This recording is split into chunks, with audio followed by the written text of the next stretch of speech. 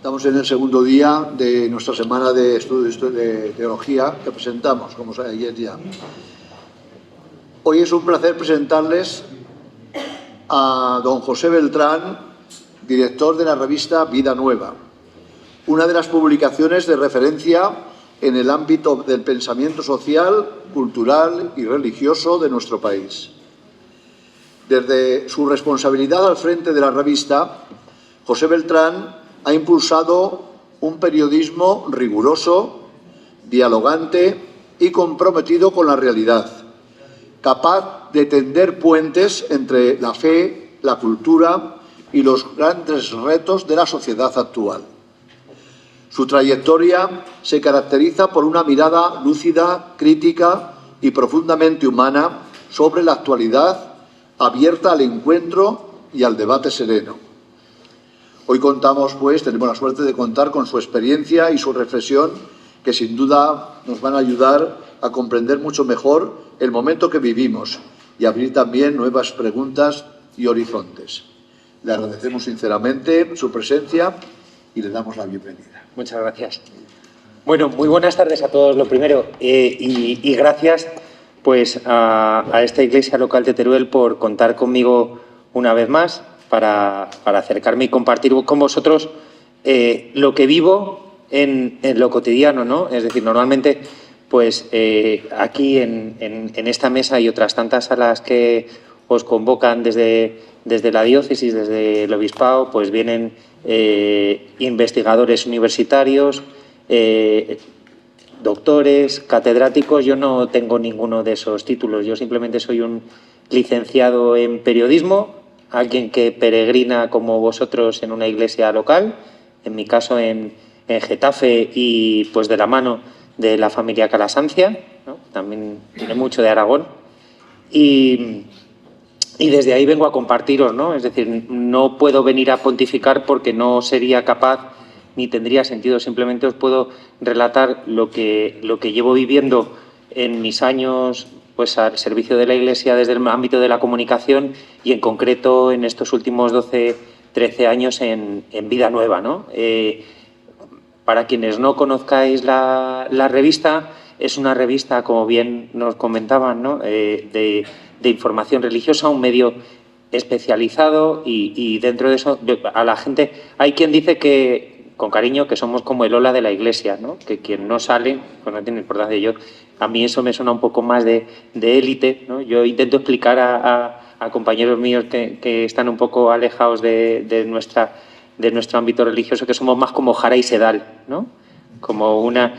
Nos dedicamos a la caza y a la pesca, pero de otro ámbito, ¿no? Es decir, un medio especializado y muy concreto, ¿no? Que sí que resulta de alguna manera, pues si no imprescindible, si al menos intentamos orientar y que sea clave para aquellos que tienen alguna misión pastoral, ¿no? Y que tienen algo que decir dentro del ámbito de la Iglesia. Y desde ahí os vengo a compartir, ¿no? Desde una revista y una publicación y un equipo que nace hace 60 años, en plena efervescencia del ayornamiento del Concilio Vaticano II, ¿no? Con nombres como Antonio Montero, José Luis Martín Descalzo, y cómo ellos intentaron contagiar a ese aire fresco en un momento también que era complejo en lo político, y lo sabéis, en España, pero también en lo mediático, ¿no? Y desde ahí, pues, todos esos equipos, sin olvidar nunca ese referente de esa necesidad de volver al Evangelio, de dar voz a los sin voz y de ser voz de denuncia profética siempre que es necesario,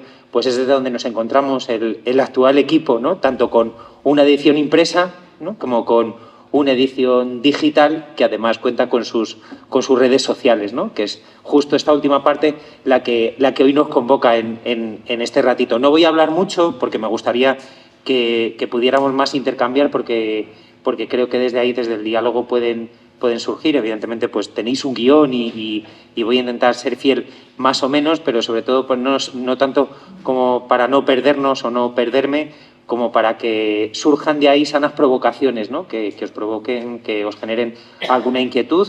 Intuyo que habrá cosas, insisto, en las que yo no soy docto en la materia y otras en las que quizá os genere controversia y además nos vamos a adentrar en un tema en este de las redes sociales y de la fe, que como sucede con muchos ámbitos de nuestra sociedad, pues especialmente esta, sabéis que estamos en continuo movimiento y en continuo cambio, ¿no? Y el chat GPT que utilizábamos ayer hoy está mucho más perfeccionado, ¿no? El traductor de Google, que hasta hace 5 años parecía que lo transcribía alguien a modo telegráfico, ahora te hace unas frases más complejas y mejores que las que somos capaces de hacer nosotros, ¿no? Pues desde ahí es desde donde empiezo a compartir con vosotros, ¿no?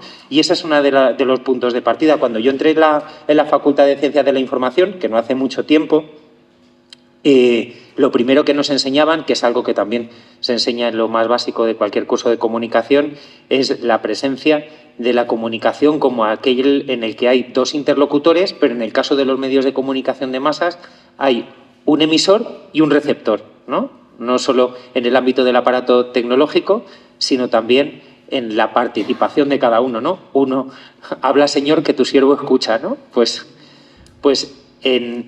sin posibilidad, en el caso de los medios de comunicación de masas, hasta hace muy poco, de una respuesta, o al menos de una respuesta masiva. Sí, pues tú seguías la tele como espectador o la radio y a lo mejor era un afortunado o una afortunada el que entraba con una llamada telefónica, bien para dar su opinión o bien para ganar un concurso con un apartamento en Torrevieja, ¿no? Pero eso ha cambiado, ¿no? Y hemos pasado en muy poco tiempo de una comunicación unidireccional a no solo bidireccional, sino multidireccional. Es decir, todos juegan, ¿no? Y todos juegan en el momento en el que aparece esto, ¿no?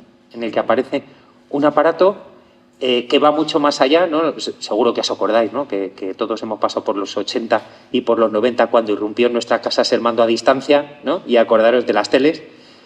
Y ya no hacía falta levantarse cuando uno se tenía que levantar, pues primero porque hasta el 92, ¿no? Si no recuerdo mal, solo teníamos 2 canales, ¿no? Pero a partir del 92 aparecen las demás teles y costaba levantarse a cambiar de canal y aguantaban la película o el programa, incluso los anuncios, pero en cuanto aparece el mando aparece también aquella frase de quien tiene el mando tiene el poder, ¿no? En casa. Pues es que ahora el poder está aquí. Y el poder va mucho más allá de cambiar de canal, ¿no? Y de elegir entre 5 opciones o 6 opciones, y ahora imaginaros con todas las plataformas, muchas plataformas más, ¿no? A partir de aquí, con esto recibimos, emitimos, contagiamos, somos capaces de generar sentimientos de cercanía, somos capaces de generar comunidades virtuales, y dejo ahí lo de virtuales, pero también somos capaces de lanzar mensajes de odio, de incrementar el cotilleo, de promover sensaciones de angustia. Es decir, y eso que lo experimentáis vosotros y que lo experimentamos en el día a día, cuando estamos hablando de un acto como es una labor profesional y vocacional, como la labor informativa, es decir, el comunicar noticias, el comunicar hechos, el comunicar verdad, tiene muchas más implicaciones, ¿no? Porque estaréis de acuerdo conmigo que si no todo el mundo puede hablar de cocina, o al menos no lo puede hablar lo mismo alguien que no ha recibido formación ninguna o que ni siquiera, es decir, ya ni tan siquiera por el hecho de pasar por una escuela de gastronomía, que no tiene una experiencia cotidiana de cocinar, no puede hablar con la misma categoría ni con la misma entidad que aquel que sí que ha recibido una formación o que ya sabe lo que es que se le queme un par de cocidos o que le estalle la olla express, ¿no? Es decir, pues eso sucede, en cambio, en el ámbito del mundo digital, ¿no? La irrupción del móvil y esa evolución tan vertiginosa que hemos tenido a lo largo de todos estos años hace que se hayan tambaleado términos o cuestiones o principios tan claros como el principio de la verdad y el principio de tener criterio, ¿no? De discriminar qué es importante o no, qué es relevante o no, o qué es significativo o no. De tal manera que si hasta hace poco hablábamos de lo offline y lo online, ¿no? Es decir, de aquello que está dentro de la red y fuera de la red, dentro de lo tecnológico y fuera de lo tecnológico, ahora ya podemos hablar incluso del on-life, ¿no? Directamente, es decir, es que todos estamos metidos, ¿no? En mayor o menor medida, ¿no? Por los rostros que veo en la sala, no veo ningún rostro conocido que sea un popular influencer o una popular TikToker, ¿no?, que tenga más de 200.000 seguidores, ¿no?, que estaría muy bien, ¿eh? Pero, sin embargo, sí que tenemos, con nuestros mensajes de WhatsApp, con nuestras propias publicaciones de Facebook, con lo que reenviamos, lo que nos guardamos, somos capaces de influir en nuestro entorno, ¿no?, de una manera muy significativa, ¿no? Es el nuevo rellano, es el nuevo patio de vecinas, es la nueva sacristía, que también son muy peligrosas las sacristías online, ¿no?, y sobre todo si tienen una mirada nostálgica, ¿no? Pues desde ahí no podemos negarnos a esta realidad, como nunca se ha podido negar la Iglesia a ninguna realidad comunicativa, porque yo soy de los convencidos que nunca hay que callar, ¿no? Es decir, que cuando tú dejas el lugar del silencio o dejas al silencio presente cuando hay una opción de comunicar, alguien lo va a ocupar por ti, ¿no? Esa portavocía, ese lugar, pero eso no implica que haya que estar de cualquier manera en el espacio. Y eso es lo que hace que nos situemos también en una nueva realidad, ¿no? Y esa nueva realidad es la de la nueva plaza pública, ¿no? Y ahí tampoco os descubro nada nuevo, ¿no? Es decir, hasta hace 30 años, 40 años, ¿no?, en nuestros pueblos, ¿no?, si había que tomar una decisión clave, había alguna crisis de repente, lo necesario, se congregaba en una cuestión de urgencia o en una reunión de urgencia el alcalde, el médico, el cura y el maestro, ¿no? Si es que había médico, que si no había una matrona, no habría. Y a partir de ahí se apañaba más o menos cualquier crisis, ¿no? Esa plaza ha cambiado, ¿no? Primero porque no es física, ¿no? Segundo que con la presencia de lo digital se democratiza. Pero es que además ha hecho que esos actores que antes tenían cierta autoridad, en unos casos merecida, en otros no, en unos respaldada por su formación, en otros respaldada por el cariño del pueblo, ahora se la tienen que ganar a pulso, ¿no? Porque cualquiera quiere hablar en nuestra plaza, cualquiera puede hablar y además cualquiera puede tener o ganarse la autoridad simplemente porque alza más la voz, porque es más creativo o porque tiene una mayor capacidad de seducción, ¿no?, sin necesidad de que verdaderamente tenga una credibilidad en el fondo de lo que dice, ¿no? Todo este mejunje que os cuento, este cóctel, se viene aderezado además por dos elementos, lo que yo llamo la era de las píldoras saciantes y la era de la sospecha creciente, ¿no? A lo mejor solo me pasa a mí, pero ahora lo corroboráis. Y soy periodista, con lo cual tengo más delito todavía. Yo todas las mañanas me levanto y al margen de rezar y del desayuno y de asearme, cuando me pongo a echar un vistazo para ver qué pasa en el mundo, ¿no?, pues miro los 4 medios de comunicación más importantes, generalistas, los 4 medios religiosos o pseudo-religiosos que se publican hoy, y con eso no solo tengo la sensación de ser el hombre más informado de la Tierra, sino que además soy capaz de hacer un diagnóstico de cuál es el posicionamiento de cada uno de los medios ante un hecho que puede ser mirado de una manera si eres más de un partido que de otro, ¿no? Y todo eso en 1 minuto y medio.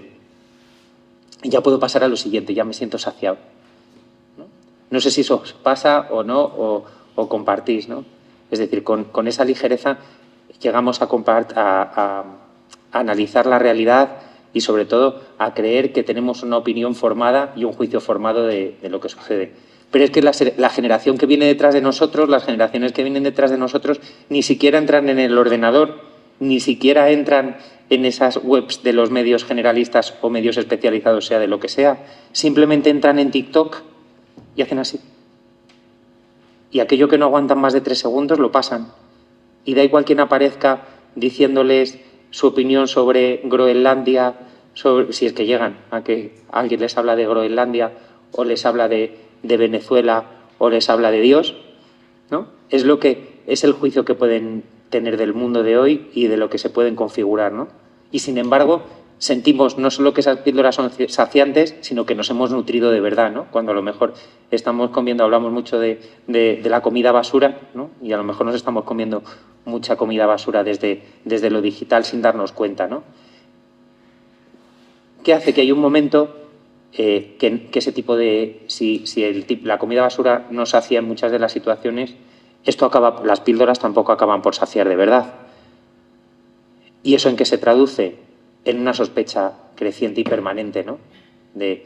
No solo los medios nos engañan, sino que alguien no nos está contando la verdad de lo que está sucediendo, y eso es lo que aprovechan y lo que están aprovechando especialmente en muchos espacios y foros digitales para generar no una cultura de la duda, que siempre es buena, ¿no? Y que siempre que nos interrogamos, la interrogante siempre es un punto de partida para el crecimiento, ¿no? Pero cuando la sospecha lo llena todo es cuando empezamos a cuestionarlo todo de arriba abajo, ¿no? Desde al hermano que tenemos al lado hasta cualquier institución, ¿no? Y desde ahí incluyo desde la Iglesia a los partidos políticos, los sindicatos, con todos sus errores, con todos los fallos que podemos tener en cada una de las instituciones a las que podemos pertenecer, ¿no?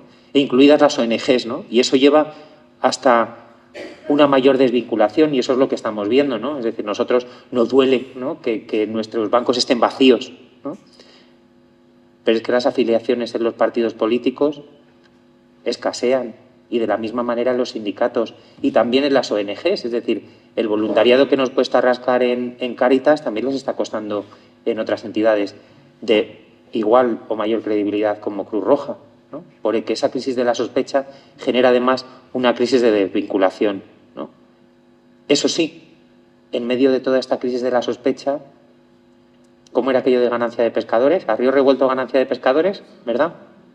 Siempre hay voces que surgen, ¿no?, y que se presentan como mesías, que son falsos mesías y falsos profetas, pero que ofrecen soluciones rápidas a problemas complejos, ¿no? Y lo estamos viendo con determinadas tendencias y determinadas propuestas que quieren ser soluciones incluso mágicas o pseudoespirituales.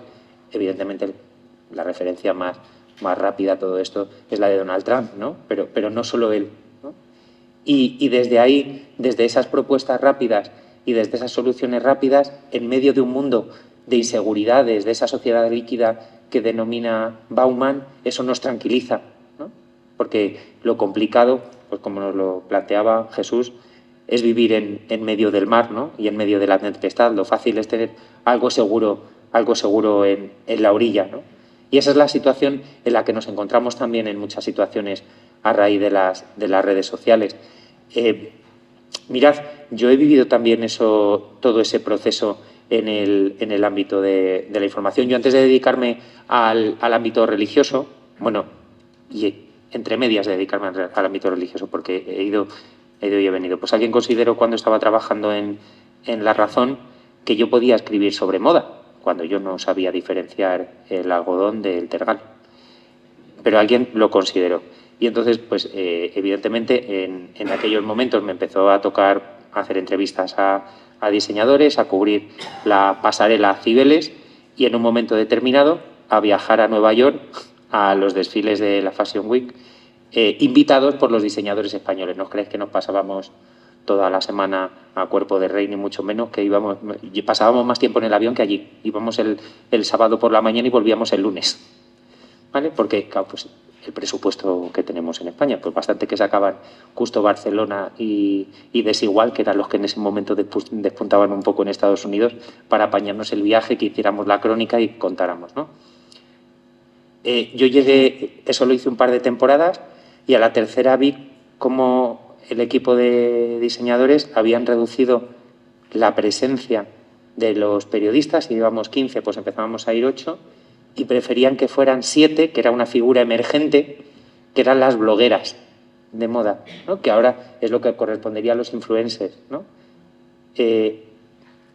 La prioridad por las blogueras era porque el hecho de que nosotros hiciéramos una crónica fuera más o menos amable con el diseñador, que contáramos, que hiciéramos una entrevista, que lo diéramos a conocer, no se podía cuantificar en resultados económicos. Si una bloguera en un determinado momento publicaba un blog sobre un determinado diseñador, sobre un abrigo en concreto que sacaban en un desfile, al día siguiente se habían vendido a lo mejor 500 unidades o 600 unidades de inmediato.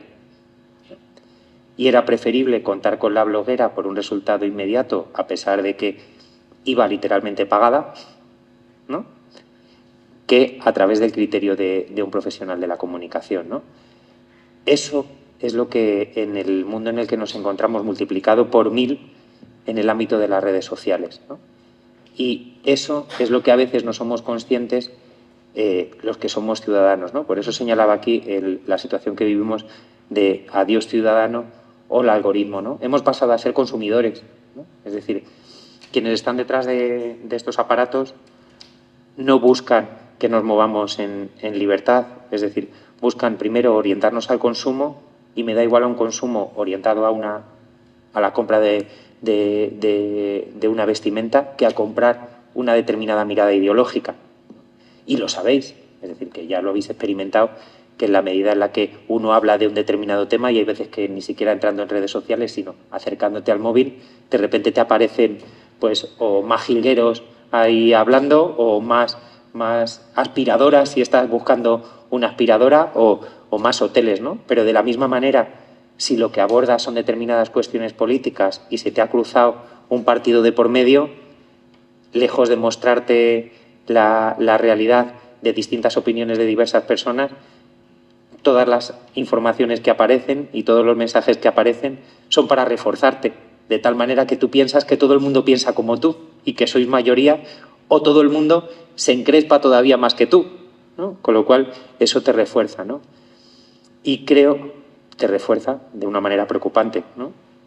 Es lo que se llama el interés retroalimentado, ¿no? Y el meternos en una burbuja de la que luego es difícil escapar. De ahí esa crisis institucional, tanto de descrédito como de desvinculación, ¿no? De no sentirnos identificados y de cuestionar. Y creo que eso, y también lo hemos vivido, ¿no? Ese descrédito del nos engañan, nos mienten, lo vimos en la pandemia, ¿no? Es decir, hasta qué punto ese poder de las redes sociales y de quienes pueden liderar determinados lobbies en las redes sociales pueden hacernos cuestionar la existencia de un virus, o pueden llegar a pensar que a través de una vacuna se nos estaba inoculando un cambio en nuestras mentes y en nuestros corazones, ¿no? O generar teorías de la sospecha que hemos visto que eran todas mentiras, ¿no? Es decir, y sin embargo eso lo hemos visto y se nos olvida, ¿no? Y se nos olvida el medio y la situación en la que estamos, y de la misma manera que eso hace que se convierta en caldo de cultivo de los extremos, ¿no? Esta situación nos ha hecho también reconvertirnos a todos y ha hecho resituarse a los medios de una manera preocupante. Mirad, y vuelvo de nuevo a la realidad de La Razón y de los periódicos de toda la vida, ¿no? Es decir, cuando yo empecé a trabajar hace 20 años, nosotros hacíamos el periódico de ayer, ¿no? Yo os explico con lo del periódico de ayer. En el periódico que sale mañana martes, ¿no? Nosotros recogíamos todas las noticias que han pasado hoy, ¿no? Y el lector de mañana pues estaba encantado, ¿no? Porque irrumpe Internet. Internet te empieza a contar las noticias de ya para allá, ¿no? Y con un margen de 3 horas, 4 horas, con lo cual, si yo vuelvo a contar las noticias de ayer ya queda obsoleto, ¿no? Y entonces es cuando se empezó a generar una tendencia que fue, uno, el periodismo de exclusivas, ¿no? Es decir, tengo que contar algo que no está contando Internet o que no tiene acceso todo el mundo, ¿no? Me da igual que sean los sumarios de una investigación judicial o una entrevista propia a alguien que no tiene nada, o cualquier noticia que sea de alguna manera inédita, o cualquier enfoque más o menos original, ¿no? Y eso sí que hizo evolucionar al periodismo. Pero pronto eso también se quedó obsoleto, ¿no? Porque con esto cada vez hay menos posibilidad de tener algo propio, ¿no? Y porque cualquiera puede grabar una conversación, cualquiera puede tener acceso, cualquiera puede ejercer de emisor y de receptor, como os decía antes. Y de ahí pasamos a un periodismo interpretativo de análisis y de opinión, ¿no? Y de la misma manera que os decía que antes que el algoritmo nos condiciona y nos retroalimenta en nuestras propias opiniones, en el ámbito periodístico también hemos caído en esa vía, ¿no?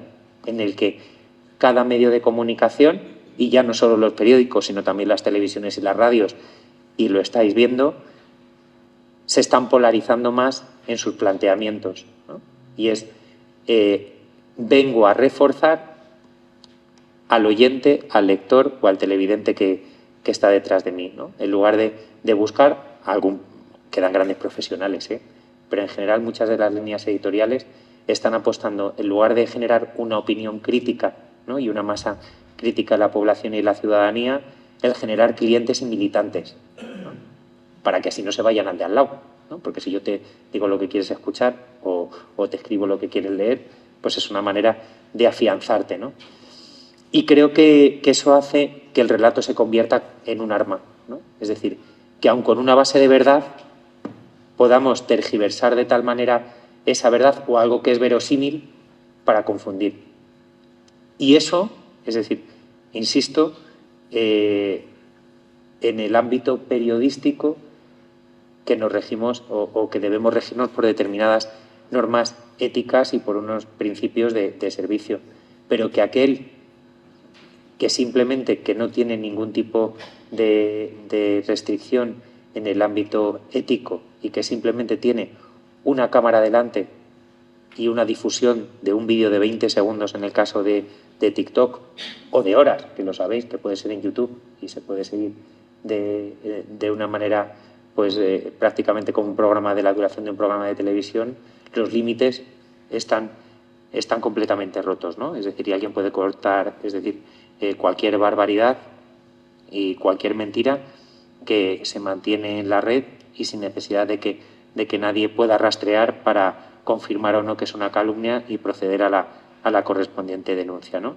Y claro, si la verdad está en juego, ya no lo quiero decir y ahí no voy a entrar porque no soy experto en el ámbito tecnológico, pero lo estáis viendo, en el ámbito de la inteligencia artificial, ¿no? Esa capacidad que ya hay y que lo estamos viendo en las estafas permanentes, tanto de suplantar imágenes, suplantar vídeos y que pues todavía, ¿no? Estamos en un momento en el que distingues que esa boca está mal hecha o que ese audio no corresponde, pero en cuestión de menos de 5 años va a ser completamente imposible detectar una imagen si es real o si es un montaje, ¿no? Me da igual en movimiento que en fijo, ¿no? Claro, ante esto quizá os he puesto un escenario demasiado pesimista, ¿no? Y en el que nos movemos y todavía para generar más sospecha y más incertidumbre sobre esta herramienta, ¿no? Pero creo que también tiene muchas oportunidades, ¿no? Es decir, sí que corremos muchos los riesgos que están ahí, que tenemos que ser conscientes, pero creo que nosotros como Iglesia y como cristianos estamos llamados a ir más allá, ¿no? Y ahí, por eso os hacía esa propuesta de que estamos llamados a echar las redes, ¿no? A echar las redes, que no es lo mismo que enredarse, ¿no? O que echarnos a las redes, ¿no? Es decir, sin sentido. Es decir, creo que tenemos que estar y no es que tengamos que estar, es que ya estamos, ¿no? En el ámbito digital y en el mundo digital, pero tenemos que ser conscientes de todos estos riesgos, pero también de todas sus potencialidades y sobre todo saber, pues un poco como decía el Congreso de Vocaciones del año pasado, a quién servimos, para quién servimos y cuál es el sentido de estar ahí, ¿no? En lo cotidiano. No podemos ser ajenos a todo lo que os he contado, ni podemos ser seres asociales, es decir, no tiene sentido que ahora nos convirtamos en Amish y nos intentemos aislar, ¿no? Pero sí estamos llamados a trascender y a dar un paso más y sí que no quedarnos solo en la superficie, sino navegar y siendo conscientes de que jugamos con estas herramientas y con este signo de los tiempos, como diría el Concilio Vaticano II, pero tenemos que intentar poner mucho de lo nuestro, ¿no? Y mucho de lo nuestro pasa por el Evangelio y pasa sobre todo por humanizar esa presencia, ¿no? Que tenemos como Iglesia, ¿no? Y eso en medio de otro riesgo enorme, ¿no? Que es lo que os decía antes, lo que llamo el abrazo del oso de la polarización y de la ideología, ¿no? De esos mesías digitales que se nos presentan.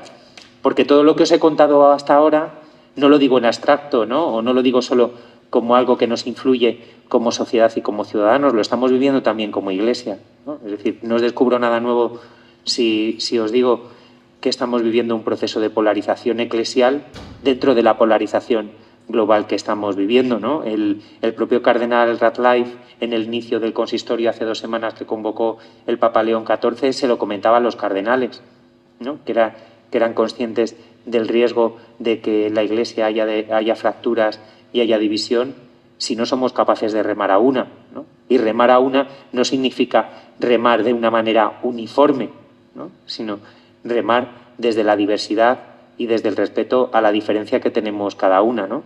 Cada uno. Y en este sentido, esa polarización, si os hablaba antes de que corremos el riesgo como sociedad de que alguien reconstruya el relato, ¿no? y vendiendo como verdad cosas que no lo son, nos pasa también como Iglesia. Mirad, no sé si habéis sido, a lo mejor solo lo digo yo desde mi ámbito de la información religiosa, pero yo sí que he percibido en estos últimos años, y a medida que avanzaba el pontificado del Papa Francisco, que se hablaba de una oposición cada vez más grande, ¿no?, hacia sus reformas y hacia sus propuestas, que no eran otra cosa que volver al Evangelio y que aterrizar el Concilio Vaticano II. Hasta tal punto que, si recordáis, en las semanas, fallece el Papa Francisco, lamentablemente, y en las semanas previas al cónclave se llegó a dar casi por sentado que íbamos a tener un cónclave muy largo, ¿no? ¿Llegasteis a escuchar lo de cónclave largo? Pues se dijo en casi todos los espacios y en todas las tertulias donde a mí me invitaban y en todos los directos era, entonces va a ser un cónclave largo, ¿no? Porque hay una división enorme entre los cardenales, entre progresistas y conservadores a mitad, y no van a encontrar un candidato de consenso hasta que pasen unas cuantas votaciones. ¿Recordáis en qué número de votación fue elegido Robert Prevost? En la cuarta, pero pudo ser en la tercera. Es decir, en la primera ya entró con más de 20 votos, siendo el primero. En la segunda, que fue el siguiente día por la mañana, ya tenía medio centenar de los 89 necesarios. En la tercera votación se quedó a 2. Es decir, y ya en la primera ya a 2, por eso luego el hombre iba con el discurso preparado, porque ya era muy difícil que se echaran atrás o que el resto fuera una mayoría de bloqueo tan determinante, ¿no? Y en la cuarta votación de sobra con más de 100 votos, ¿no? Esa elección tan rápida, mucho más que la de no mucho más, pero más que la de Francisco y más que la de Benedicto, es decir, es reflejo de que algo de consenso había y de que la Iglesia no estaba fracturada a la mitad. Quizás alguien dentro de la Iglesia, o desde dentro de la Iglesia, o desde determinados foros eclesiales, nos habían hecho creer o estaban intentando hacernos creer al resto de cristianos y al resto de católicos que este cónclave era una enmienda parcial o total al pontificado de Francisco y por tanto al Concilio Vaticano II, y que eso se iba a reflejar en las votaciones, ¿no? Es decir, yo lo he llegado a ver a lo largo en muchos foros digitales y en muchos medios pseudo-religiosos digitales, ese planteamiento de que el Francisco estaba cercado por una mayoría opositora y que tenía que dar marcha atrás a todas las propuestas y esa apuesta por una Iglesia en salida por y para los pobres que estaba haciendo, ¿no? Y os pongo otro ejemplo, otros 2 ejemplos más de cómo las redes sociales nos contagian en el ámbito de la Iglesia y cómo pueden intentar reconstruir una realidad que no es como tal. ¿Os suena Fiducia Supplicans? Sí, no, a medias. Vale, repasamos un poco. Fiducia Supplicans es un documento aprobado por Doctrina de la Fe, el Dicasterio para la Doctrina de la Fe, con la supervisión directa y el apoyo del Papa Francisco, en torno a diciembre de hace 2 años. ¿Vale? En ese documento, que habla sobre lo bueno y lo bonito que es decir bien de los demás, que es bendecir, se abre la puerta a unas bendiciones informales de aquellas personas que la Iglesia considera que están en una situación irregular, ¿no? Utiliza el término irregular entrecomillado, como por ejemplo las personas divorciadas que tienen una nueva pareja o las personas que son homosexuales, ¿no?, que pertenecen al colectivo LGTBI. En cuanto se publica el documento, se inicia una campaña en determinados foros digitales que se traslada pues, a determinados espacios eclesiales, en el que se asegura que esta apertura a las bendiciones va a provocar literalmente un cisma dentro de la Iglesia, que va a generar una confusión tal en los fieles que va a abrir la puerta a que un mes después se celebren bodas confundiendo bodas con bendiciones, pidiendo al Papa que dé marcha atrás, que destituya al prefecto de Dicasterio para la Doctrina de la Fe y que se borre todo eso y se vuelva a lo de antes. Se forma un jolgorio durante los 2 primeros meses, un debate, con un revuelo también incluso que llega a la Iglesia africana y con una oposición de los obispos africanos, y se queda ahí. 2 años después, no sé si yo no he visto que se haya producido un cisma dentro de la Iglesia católica, ni creo que haya una confusión enorme en el día a día de los fieles. No sé si vosotros lo habéis experimentado en vuestras parroquias, en vuestros encuentros, en vuestras familias, ¿no? Yo, en mi entorno, desde luego, no.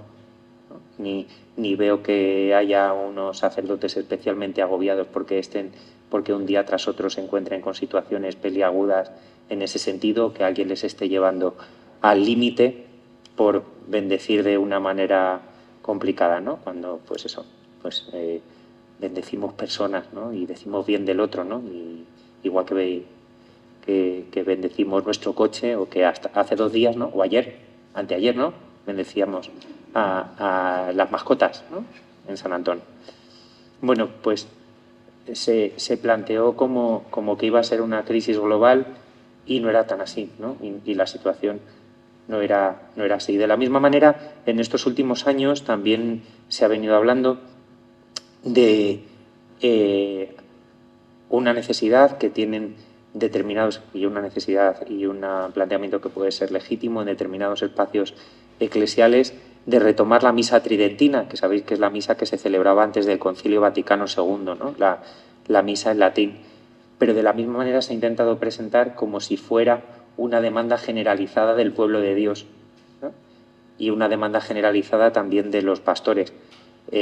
Hace 2 semanas se celebró, ya os he recordado antes, el primer consistorio extraordinario convocado por el Papa León XIV, en el que asumió la dinámica sinodal del Papa Francisco. Ya le visteis a los cardenales sentados en esas mesas circulares reflexionando sobre distintos temas.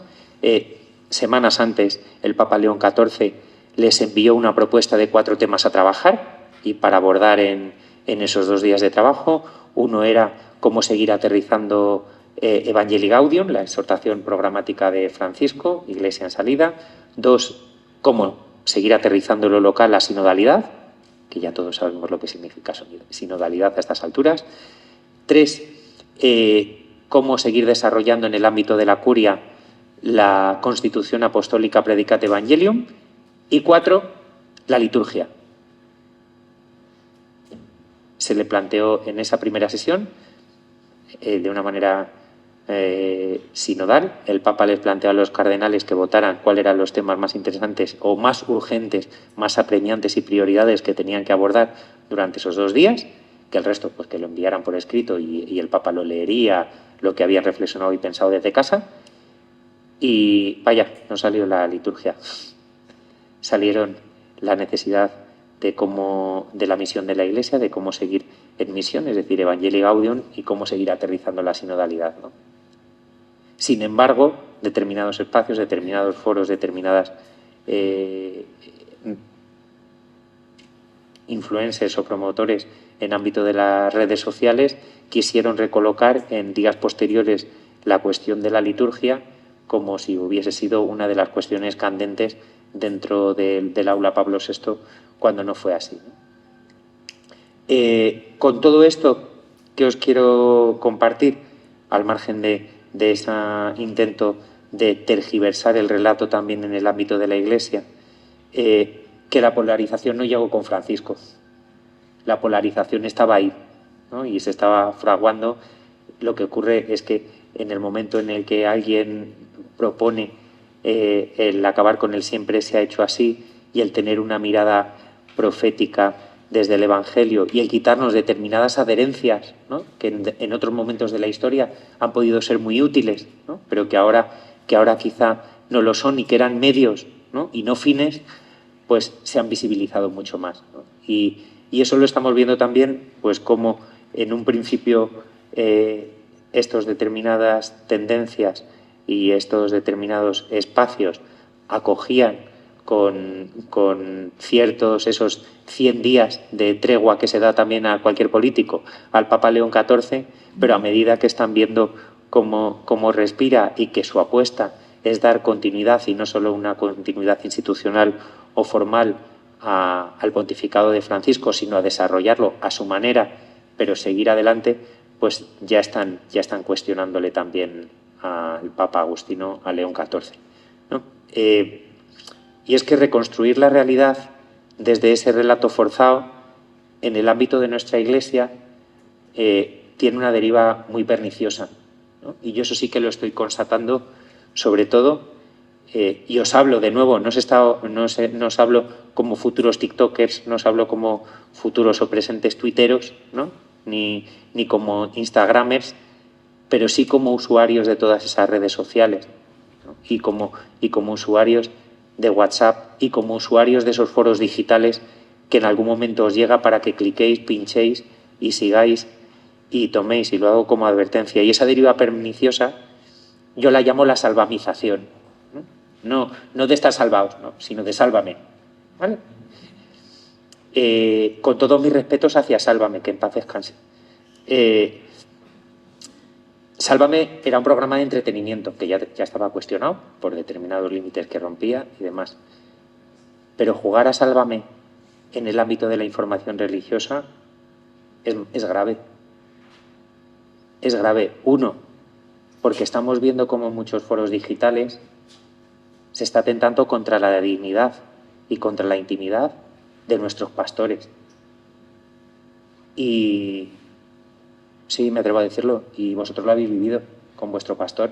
Ahora estáis en sede vacante, como la de Belorado, pero no, es distinta. Vosotros lo habéis vivido con vuestro pastor y habéis visto cómo determinados espacios digitales le han atacado, aun sabiendo, porque le conocíais de primera mano y le conocéis de primera mano. Vamos, voy más allá, a vuestros pastores, es decir, a vuestros dos últimos pastores, cómo les han atacado de una manera vil y con mentiras que sabíais que eran verdad y con pseudo mentiras, ¿no?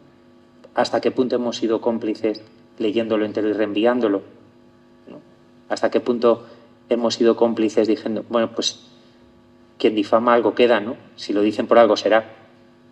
Es ahí donde está vuestra responsabilidad, ¿no? Ahí es donde pasáis de ser consumidores a ser ciudadanos críticos, a ser cristianos, que os guiéis también por los principios básicos de la doctrina social de la Iglesia, ¿no? Porque los riesgos de la salvamización son ese ataque a la intimidad, la teatralización, ¿no? Que os he puesto ya los ejemplos, ¿no? Es decir, pues sí, evidentemente a lo mejor hay medidas que se adoptan que son arriesgadas en el ámbito de la Iglesia. Ha habido pasos que ha dado Francisco que ha podido dar algún pequeño acelerón, pero teatralizarlo para decir que todo es herejía y que todo es cisma, pues hombre, no. Y la rumorología, ¿no? El jugar con rumores que en realidad no tienen ninguna base fundamental, pero que sin embargo sí que minan esa credibilidad y esa vinculación de la que hablábamos antes en las instituciones, ¿no? Claro, frente a eso, ¿cuál tiene que ser nuestra actitud? Pues se lo dijo el Papa León XIV a los obispos en la comisión ejecutiva, en la reunión que tuvo la comisión ejecutiva el pasado 17 de noviembre, que no sé si os acordáis más o menos que fueron a ver al Papa. Les dijo claramente, porque lo contaron los obispos posteriormente en la plenaria, a micro abierto, no estoy contando ningún cotilleo, les alertó del riesgo de ideologización que podemos correr y que corremos en la Iglesia en España, es decir, no habló en general ni en términos de alguna manera diplomático, sino concreto. Frente a eso, la centralidad del Evangelio. Y es que no hay más misterio, no hay más secreto. Es decir, yo podría inventarme cualquier principio ético, podría tirar de los derechos fundamentales del ser humano de la ONU, pero es que nosotros tenemos el Evangelio y ahí está muy mascadito, ¿no?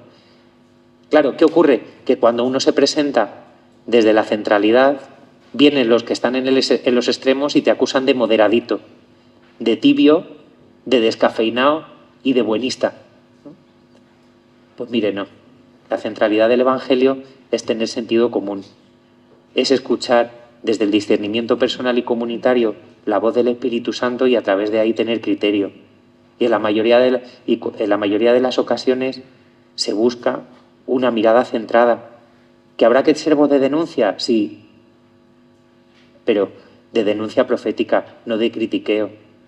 Y no de una voz que tumba al otro o que tiene al otro como enemigo, ¿no? Y esa sí que era una obsesión del Papa Francisco, ¿no? ¿Os acordáis del todos, todos, todos, ¿no?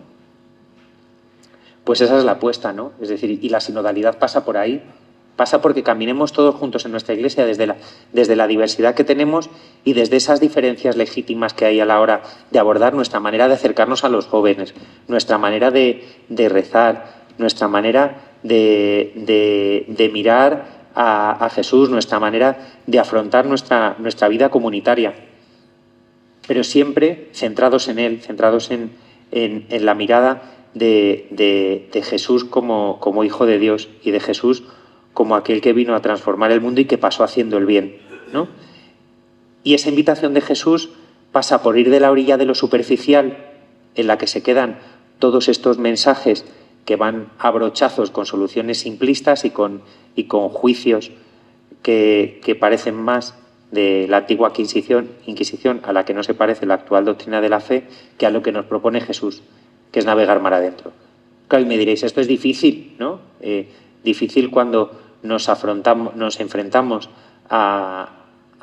o quien se enfrenta y le toca enfrentarse en redes sociales a explicar tilexité en 30 segundos en un vídeo, o a nosotros al acercarnos a nuestros jóvenes cuando su capacidad de atención se ha reducido al extremo, ¿no? Y da igual en una homilía que en una catequesis, quienes tenéis la oportunidad de acompañar a los chavales en primera comunión, en poscomunión o en confirmación, ¿no? Pero hay que intentarlo, ¿no? Es decir, primero, no tenemos que estar en todos los sitios, ¿no? Y no en todas las presencias digitales. Fijaos, nosotros en Vida Nueva no estamos en TikTok todavía, y no estamos en TikTok primero porque todavía no hemos, fundamentalmente porque sabemos que no nos podemos y no tenemos herramientas todavía para dirigirnos a un público tan joven, y para hacerlo mal preferimos no hacerlo, ¿no? Y llevamos apenas 2 meses en Instagram y no hemos estado en Instagram hasta que no hemos sido capaces de saber que aquello lo podemos alimentar permanentemente y que tenemos claro cómo tiene que ser nuestra presencia, ¿no? Desde ahí la primera reflexión, ¿no? A lo mejor es que no estamos llamados a estar, ¿no? Es decir, y esto os lo planteo, que muchos de vosotros pues tenéis alguna labor de liderazgo en vuestras pequeñas comunidades, sea una hermandad o una cofradía, sea en un equipo de pastoral, en una parroquia, en un colegio, en Cáritas, en Manos Unidas. Pues que a lo mejor el estar en las redes sociales es una vocación específica, ¿no? Una vocación específica tan válida como la de periodista, la de catequista o la de lector, ¿no? Es decir, primero, si no estamos llamados, no estemos, ¿no? Segundo, si no estamos capacitados, tampoco estemos, o no estemos de momento. Es decir, formémonos, ¿no? Si queremos tener una presencia digital, hagámoslo con formación, igual que no cualquiera se puede poner a dar una formación de acompañamiento a quienes se van a casar. Y lo más importante, ¿no? En redes sociales hay que estar con ese buen humor que tenía el Papa Francisco y que adquiría desde la oración de Tomás Moro, ¿no? Hay que tener mucha tolerancia al fracaso y a la crítica, ¿no? Es decir, en un lugar donde se fomentan los discursos de odio y los discursos fundamentalistas, nosotros tenemos que ser puente, ¿no? Y tenemos que ser puente de paz, ¿no? De esa paz desarmada y desarmante que nos pide el Papa León, ¿no? Y ahí tenemos a Jesús como referente, ¿no? En ese aprended de mí, que soy humilde de corazón, ¿no? No hay más secreto que una comunicación sensata, ¿no? O como decía y como dice Calasanz, ¿no? En las primeras constituciones de los escolapios, ¿no? Hay que hacerlo con dos cualidades, ¿no? Que para mí son fundamentales también, ya no solo en el ejercicio del periodismo, sino en mi día a día, ¿no? Cada vez que me planteo, me afronto mi servicio en la Iglesia, con tesonera paciencia y con afortunado atrevimiento, ¿no? Es decir, y en el ámbito digital toca estar así, ¿no? Con la paciencia de saber que te pueden dar por todos los lados, ¿no? Y no tirar la toalla, pero con ese afortunado atrevimiento, ¿no? Es decir, afortunado, ¿no? Es decir, de saber cuándo te tienes que lanzar, cuándo puedes o no, o cuándo tienes que contestar a alguien, cuándo te puedes meter en un charco, ¿no? Que es distinto meterse en un charco que hacer lucha en el barro, ¿no? Es decir, cuándo puedes hacer y cuándo siempre tienes que buscar una palabra amable y bajar la tensión, ¿no? Es decir, insisto, estar centrado no es ser tibio ni mucho menos, ¿no? Y ser conscientes también de que efectivamente las redes sociales hoy, especialmente con nuestros jóvenes, una puerta abierta para el primer anuncio, ¿no? Es decir, y están encontrando ahí muchos lugares y para redescubrir, no sé si a Dios, pero sí para hacerse preguntas, ¿no? Y lo estamos viendo, pues yo estoy convencido que el disco de Rosalía, Lux, no se va a traducir en que de aquí a un mes vaya a haber más chavales en la misa de 12 del domingo. Pero sí que puede generar inquietudes, ¿no? Y puede generar inquietudes que ellos no lo van a verbalizar, a lo mejor con nosotros tomando en un café o acercándose al templo o apuntándose a catequesis, pero sí que lo pueden expresar en sus redes sociales, ¿no? Es decir, con un vídeo, con un mensaje, con un comentario, ¿no? Si como Iglesia tenemos a otros jóvenes y otras jóvenes que son capaces de salir al quite y que esas preguntas generen otras preguntas, pues quizá desde ahí sí que pueda haber un resurgir. Es decir, yo cuando ahora hablan del resurgir católico yo no lo veo. Yo lo que veo es una búsqueda y una interrogante, ¿no? Y nos toca a nosotros como Iglesia estar al quite, ¿no? Pero es estar al quite y es una puerta abierta del primer anuncio que siempre nos tiene que llevar a la presencialidad, ¿no? También estamos corriendo el riesgo de que estamos generando entre los nativos digitales una dependencia digital, ¿no? Y es verdad que nosotros también lo experimentamos, que en muchas ocasiones una reunión digital nos salva de muchos problemas, de desplazamientos aquí en el ámbito rural o cuando nos caen unas nevadas tremendas o hace un frío tremendo, pero eso no puede sustituir lo presencial, ¿no? Y todo nos tiene que llevar a lo presencial, porque al principio os hacía mención a las comunidades virtuales. A mí es que me cuesta mucho hablar de comunidad virtual, ¿no? Porque para mí el término comunidad va mucho más allá, ¿no? Pues sí, grupos virtuales, equipos virtuales, pero la comunidad es presencial, ¿no? Y hay que llevar a los chavales al encuentro de tú a tú, al encuentro persona a persona, ¿no? Que es donde nos sentamos y donde vivimos nosotros nuestra fe cristiana, ¿no? Y no podemos olvidar, y no quiero olvidar ya en esta reflexión final, de que es puerta abierta para la evangelización en el ámbito digital, pero también es muro para muchos. Es decir, que no nos olvidemos de los descartados digitales, que a veces nos obsesionamos y pensamos que todo va por lo digital. Y sí, todos nuestros mayores tienen teléfono y muchos tienen acceso a Facebook y a WhatsApp, pero hay una brecha digital a la que no llegan. Pero es que todavía tenemos a muchos vulnerables en situación de pobreza que no pueden entrar en la evangelización digital y que no es necesario que entren, sino que tenemos que ir nosotros también a esas periferias. Y lo hemos visto también durante la pandemia, lo vimos durante la pandemia. ¿Cuántas familias y cuántos chiquillos no tenían posibilidad de conexión para hacer sus deberes? y se nos olvida. Es decir, pensamos que todos damos por hecho que tenemos acceso limitado de datos y que tenemos en la casa no solo un móvil para cada uno, sino además un soporte como este.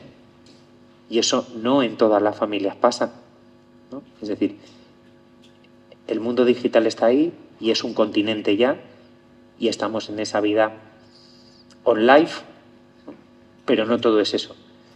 Y finalmente, y si no he insistido lo suficiente en decir que no hay más receta que adentrarse en cualquier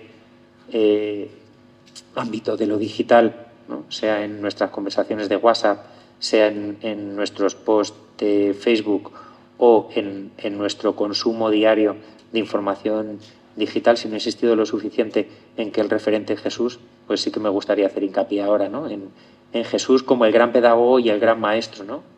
Y el gran maestro que era capaz de adaptar su lenguaje, como nosotros estamos llamados a adaptar nuestro lenguaje de evangelio en el ámbito digital, porque no hablaba de la misma manera a los dos discípulos de Maús entristecidos en el camino, no se dirigía de la misma manera a la samaritana, que lo hacía Marta y María, que estaban en una circunstancia distinta, que utilizaba el mismo tono ante el Sanedrín, ¿no?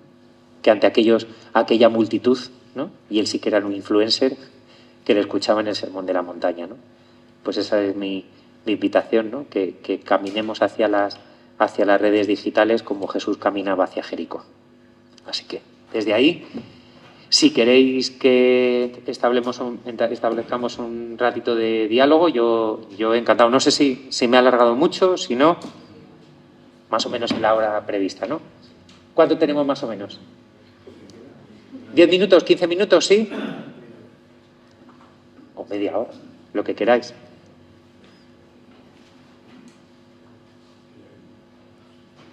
¿No crees la moda, parece que es una moda que lo religioso en determinados ámbitos está de moda, valga la redundancia? Pues lo que has nombrado de Rosalía, incluso en determinadas películas, sí que eso puede tener también un efecto, por una parte interesante, pero por otra parte contraproducente, con lo cual ahí tenemos también que estar equilibrados y centrados nosotros como cristianos. Mira, yo sí que creo... a ver, hay un cambio generacional, ¿vale? Eso está claro y yo creo que ahí estamos de acuerdo. Hemos pasado, a ver, no os descubro nada nuevo. Hemos pasado de una sociedad católica en el ámbito cultural y social, ¿no?, a la era poscristiana, ¿no? Y hemos pasado de una manera también apabullante, ¿no? Es decir, hemos pasado, y eso lo vemos en los coles, ¿no? Yo lo veo en los coles. Ya ningún niño llega prácticamente sin sabiendo el Padre Nuestro y el Ave María. Bueno, tampoco llegan sin saber utilizar un cubierto, ¿no? Que esa es otra. Pero bueno, lo básico, ¿no? Es decir, hay un libro de María Ángeles López que se titula Adiós al Jesucito de mi vida, ¿no? Es decir, llegamos ya en una sociedad en la que Dios no está presente, ¿no? Pero también si Dios no está presente, también llegamos a una sociedad en la que en la que han desaparecido determinados clichés o determinadas etiquetas sobre lo católico, ¿no? Ni siquiera saben lo que es una religiosa o lo que es una monja a ciencia cierta, pero tampoco saben o vinculan o tienen esa mirada de lo que era el nacionalcatolicismo, ¿no? Es decir, eso por un lado, ¿no?, que les hace más libres. Creo que eso es una oportunidad que tenemos. Y además eso hace que la religión, y eso sí que parece que lo estamos viendo de un tiempo muy reciente a esta parte, deja de ser un tema tabú, ¿no? Es decir, la tendencia que veíamos en estos últimos años es la religión hacia lo privado, ¿no?, y la religión como algo caduco, incluso como algo arcaico, ¿no? Y ahora estamos viendo como no hay, parece ser que, o al menos eso percibimos, que se ve menos estigmatizado aquel que se dice católico, o al menos hay quien lo dice con mucha más libertad, ¿no? Es decir, me da igual, pues, Rosalía, que Antonio Banderas, que hoy presentaba en Madrid Gospel, ¿no?, que es la obra de los 70 de toda la vida, pues que ha hecho una reversión y está muy, muy bien. También os la recomiendo, que la vi el otro día. Creo que ese salto sí que se ha dado, ¿no? Y de nuevo, creo que es una oportunidad para nosotros como Iglesia el salir al quite de esas inquietudes que empiezan a visibilizar los jóvenes, de esas inquietudes que visibiliza una minoría, ¿eh? No nos engañemos, insisto.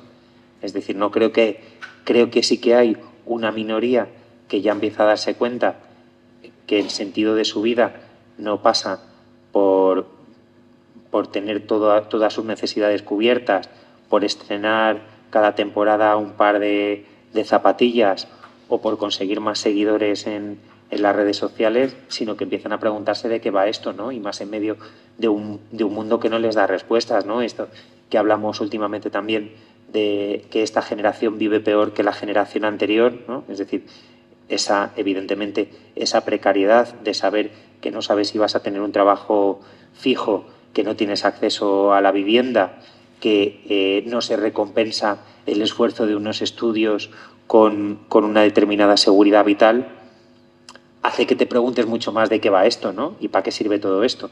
Me refiero a para qué sirve la vida, ¿no? Y eso sí que genera esas preguntas, ¿no? La cosa es si nosotros somos capaces de dar o de orientar respuestas a estos jóvenes, o van a ser otros, ¿no? Porque otros están al acecho y lo estáis viendo, con esos discursos radicales y con esas propuestas tal, o con tapaderas naif, ¿no? Pseudo espirituales o que sirven como calmantes, ¿no? Como lexatines vitales. No sé si va por ahí la reflexión. A ver si me explico. Seguro que sí. En este mundo digital yo me encuentro pues como muy poco frágil o desprovisto de recursos para de verdad aprovechar de él.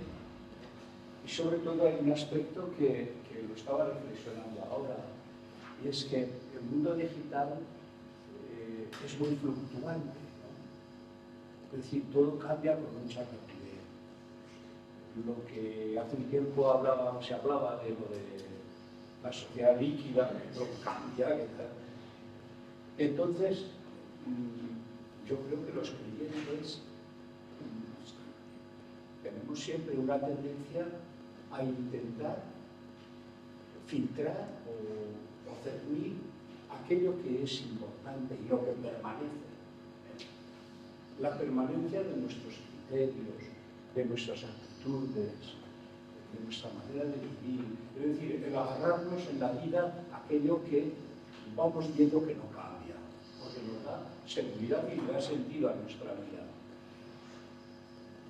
Entonces, yo estoy pensando que el mundo digital eso no lo favorece. Y me preguntaba que qué es lo que puede ayudarnos a tener procesos en los que vayamos discerniendo lo que de verdad le da sentido a nuestra vida.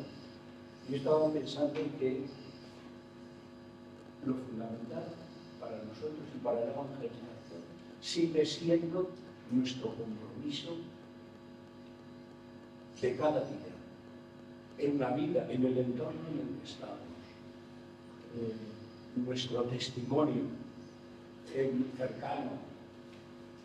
Es decir, subrayando que de verdad nuestra fe se expresa en lo que hacemos. La fe sin obras es una fe muerta. Y no sé, esa es la reflexión que he hecho. Yo no sé si tú puedes... Sí, la comparto perfectamente, ¿no? Yo creo que... Subrayar la importancia del compromiso concreto en la vida de cada día, con nuestra familia, pero también con el entorno, en nuestras comunidades, en nuestra diócesis. Ahí es donde tenemos que dar. También, sobre todo, en radio. Y por supuesto, en lo digital, pero a mí me resulta captar ese compromiso o vivir ese compromiso me resulta mucho más difícil o más etéreo. Yo creo que estamos llamados a ser influencers de lo cotidiano, ¿no? Eso ahí estamos de acuerdo, ¿no? Y hablabas de qué es lo que no cambia, ¿no? Es decir, las bienaventuranzas no caducan, y teniendo claro cuáles son las bienaventuranzas, ¿no? Y teniendo claro cuál es el significado de prójimo, te puedes enfrentar a cualquier red social, ¿no? En el momento en el que pierdes de vista y ves al otro como enemigo, ¿no? Me da igual en nuestros consejos pastorales que en una red social te estás alejando del Evangelio y del mensaje de Jesús, y ya cualquier estrategia digital que hagas te estás guiando por otros principios, pero no los del Evangelio, ¿no? Pero es eso, cuidado, ¿no? con esa reflexión que lanzabas de qué es lo que no cambia, ¿no? Cuáles son nuestros verdaderos principios, ¿no? Es decir, qué es aquello que verdaderamente es esencial y consustancial a la fe de un católico y a la fe de un cristiano, ¿no? Que muchas veces nos llenamos de adherencias, insisto, que lo he dicho antes, de elementos que en otros momentos de la historia han ayudado y que a lo mejor ahora no, ¿no? Y que pensamos que eso forma parte consustancial de lo nuestro, y lo nuestro es la fraternidad universal, lo nuestro es el poner al pequeño y al vulnerable en el centro, ¿no? Es poner en el centro a Jesús y el rostro de Jesús en los últimos, ¿no? Si nos despistamos de ahí, estamos perdidos, ¿no? Es decir, precisamente porque la tentación es volverse a agarrar de determinadas seguridades que no lo son, ¿no? Y en un mundo, hablamos de líquido, que es que ya es gaseoso, es que ya esto no es líquido, es que esto es gaseoso, ¿no? Es que cambia con una rapidez y una seguridad, y la tentación de aferrarnos a la mesa y pensar que Jesús nos llama a tener una cosa seguridad y otra rigideces, y yo creo que ese es un término que están utilizando mucho, que utilizaba mucho Francisco y que utiliza mucho León XIV. Aferrarnos a rigideces es un riesgo enorme, y esa tentación en redes sociales es todavía mayor. Y los WhatsApp los carga el diablo, ¿no? En serio, ¿no? Es decir, a veces somos muy categóricos en los mensajes, insisto, porque a lo mejor sois poco tuiteros, pero sí muy de WhatsApp somos todos, ¿no? Y a lo mejor nuestros mensajes en WhatsApp son especialmente categóricos, y es ahí donde nos jugamos una mala contestación y donde nos calentamos más a la hora de responder a aquellos grupos eclesiales donde estamos. Y es ahí donde compartimos eso que no deberíamos compartir, o frenarlo, ¿no? Y decir, oye, es que esto no va en nuestra línea, o es donde tendríamos que verificar si he compartido algo que a lo mejor no va en la línea del Evangelio, ¿no? Es ahí donde nos lo jugamos, ¿eh? Es decir, esa sí que es la red social donde sí que generamos influencia. Lo mismo el clero que la vida religiosa, que los laicos en cada uno de nuestros grupos, ¿eh? Sí. Por ahí yo creo que hay una parte que uno puede extender el mal o pararlo, por lo menos pararlo. Si hay un mensaje, tú te das cuenta que está maldiciendo, no sé, te comes, paras, y luego al rato sale, es un fake, es un tal, ya lo has extendido armando esto. Esto es tremendo, porque cualquier cosita ya se da como palabra de Dios. ¡Hola! Y luego los cristianos tenemos que tener un límite y un poquito, porque están todo inundado. Es muy complicado discernir. Sí, yo entiendo, es muy complicado el discernimiento en un momento en el que todo es fugaz, ¿no? Es difícil, en el que alguien te manda una alerta, en el que alguien te manda cuidado, una estafa, o en el que alguien te manda un consejo, o en el que alguien te manda de buena voluntad una información que está firmada por el Papa, una oración, y en realidad no es del Papa, ¿no? Es decir, que esas cosas también nos pasan, ¿no? Pero que sin entrar en esa cultura de la sospecha permanente, sí que creo que tenemos que generar al menos la interrogante de la duda, y saber que lo que recibimos, o que lo que reenviamos, o lo que comentamos se corresponde a, ¿no? Y evidentemente, pues sí, no cuesta nada ir a fuentes fiables, ¿no? Y no solo a Vida Nueva, ¿no? En serio, tenemos... No, es decir, que afortunadamente las diócesis tienen su portal digital y sus redes, la Conferencia Episcopal, el Vaticano y la Santa Sede, ¿no? Es decir, vayamos al origen y que nos expliquen, ¿no? Cuando nos llega algo un poco turbio, o algo que empieza a sembrar la duda, o que vemos que suena a caos, o que suena a generar algún ataque, ¿no? Me da igual que sea el ataque al sucesor de Pedro, o a nuestro párroco, o a algún laico que tiene responsabilidad.